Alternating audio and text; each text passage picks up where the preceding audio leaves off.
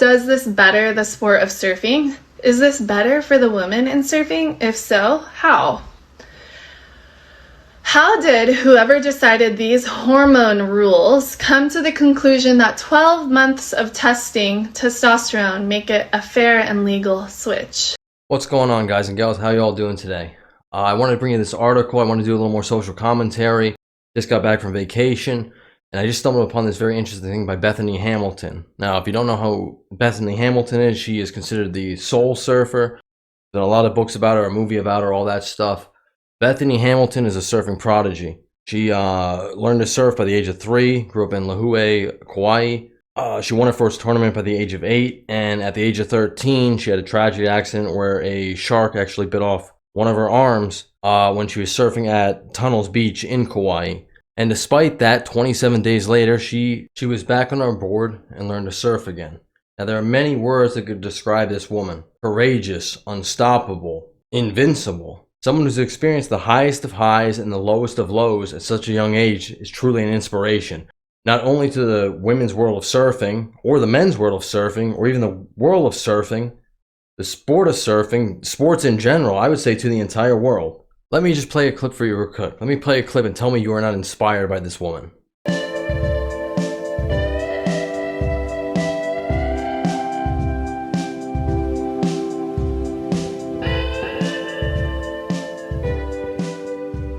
But she has something to say about the new transgender policy that's going to be implemented into the world of surfing. And she can say it a lot better than I can, so without further ado, I'm going to kick it over to her. Today, I want to address the news that the World Surf League has officially made the rule that male-bodied individuals known as transgender athletes can officially compete in the women's division. The World Surf League says they are following the Olympic guidelines. While I address this issue, I want to be clear that I strive to have love for all of mankind, regardless of any differences. But this concerns me as a professional athlete that has been competing in the World Surf League events for the past 15 plus years, and I feel that I must speak up and stand up for those in position that may feel that they cannot say something about this. I think many of the girls currently on tour are not in support with this new rule, and they fear being ostracized if they speak up. So here I go. Questions I have that I want to consider with you. How is this rule playing out in other sports like swimming, running, MMA?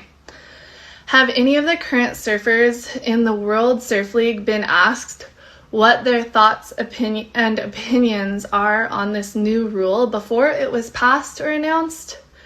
Should there be a conversation with the 17 women and all of the men on tour prior to a rule change such as this?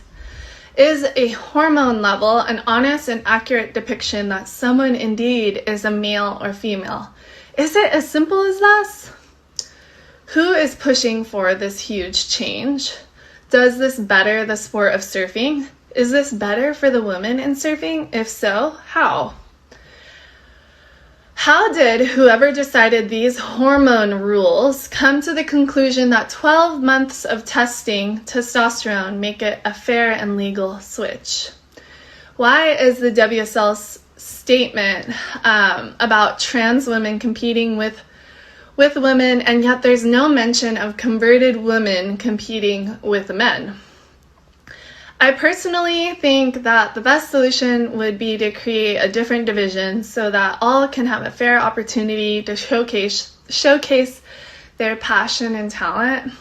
And I think it's really hard to imagine what the future of women's surfing will be like in 15 to 20 years down the road if we move forward allowing this major change. But we are seeing glimpses of male-bodied dominance in women's sports like running, swimming, and others. My hope is that if I ever have a daughter who is competing in surfing or any sport, and also for all the aspiring young generation of women, to have a bright and promising opportunity in her ambition to be the best of the best woman in her sport. I personally won't be competing in or supporting the World Surf League if this rule remains. Thanks. Now, I think she brings up a lot of good points in this. I was having a conversation with a friend of mine a couple months ago. We were playing disc golf, And we somehow got talking about this issue of the transgender athletes and stuff like that. And he said to me, he said, I don't think that anybody transitions specifically to dominate in a certain sport. And I said, I think that's absolutely correct. I don't think anyone specifically transitions to do that. But the fact remains that they probably still have a biological advantage. And as a father of a young daughter, my daughter's 7, as women in this country have fought and struggled for their rights to not be second-class citizens, but equal citizens, and I don't want to see that be taken away.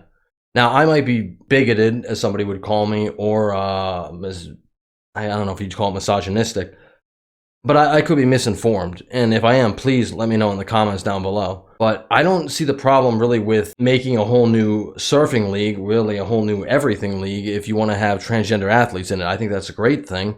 And I guess my question to all this is, why is it such a bad thing for transgender athletes to have their own category? Now, you might label me bigot or misogynistic, but yeah, let's read a little bit in this article here that I've had up for like 6 minutes and we haven't gotten into. So yeah, let's focus on that for a second. The WSL recently announced that it would be adopting the International Surfing Association (ISA) policy on transgender participation, which requires trans female athletes to maintain a testosterone level of less than 5 normal L. I'm sorry, I don't know what that is. For at least 12 months in order to compete in the women's division. And as you already heard, Bethany Hamilton already said, I personally won't be competing in or supporting the World Surf League if this rule remains. The rules allow an athlete who was assigned male at birth and now identifies as a woman to compete in women's events even if their testosterone levels meet the requirements to compete as a woman. Now I'm just going to cut it off right there. See, personally, I don't really understand the whole point of not creating a separate league for transgender people. I know there's a lot of controversy on that, but I don't really see why. We saw with the swimming thing, Leah Thomas, 460 something swimmer in the male division, dominated, or more so, should I say, completely obliterated the women's division, ranking first place in a bunch of categories. And if there are so many trans people coming out, why then can we not create a whole separate league just for trans individuals? What would be so wrong with that? I'm going to reiterate this just for the people who aren't super clear on what I'm saying. My main point is to not pass vitriol onto anybody. It's not to exclude anybody. I just don't feel like trans people should be taking spots away from women athletes. That's all I'm saying. But again, I could be completely off base here.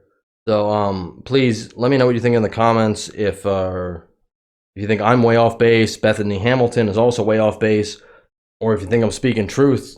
If I can make one recommendation, if you get one thing out of this video above all else, go check out Bethany Hamilton surfing.